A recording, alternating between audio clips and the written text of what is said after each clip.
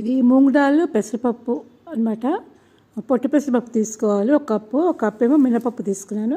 రెండు 3 అవర్స్ నానబెట్టేసి సరిపోతుందండి. ఇదేంటంటే అందులో కొన్ని మసాలా అనమాట.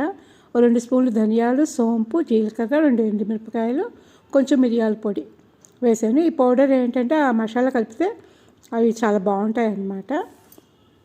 ఇవేమో మెత్తగా గ్రైండ్ చేసి నీళ్ళు అస్సలు కలపద్దండి. ఇందులో వేసుకునే మళ్ళీ మనకి కొత్తిమీర అవి వేసుకుంటాం కదా, వాటర్ సరిపోతుంది అనమాట. కొత్తిమీర, అల్లం, పచ్చిమిరపకాయలు వేసుకోవాలి. తర్వాత మనం అలా గ్రైండ్ చేసుకునే మసాలా, పసుపు, ఉప్పు రుచికి తగ్గట్టు అనమాట. కొంచెం ఎర్రకారం కూడా వేసుకుంటే బాగుంటుంది. ఇంగువ, ఒక క్యారెట్ తురిమేసి వేసుకోవాలి. ఒక పచ్చి ఆలు అనండి, పచ్చి ఆలు కూడా తురిమేసి వేసుకోవాలన్నమాట. ఇవన్నీ కలిపేసేసి చిన్న చిన్న రౌండ్ బాల్స్ లాగా చేసేసుకుని వేసుకోవాలి. దీన్ని పకోడా అని కూడా అంటారండి. ఈ పకోడా కూడా చాలా బాగుంటుంది. పిల్లలకు కూడా చాలా హెల్దీ అండి. అన్ని పప్పులే ఉంటాయి కాబట్టి ఒకసారి ట్రై చేసి చూడండి.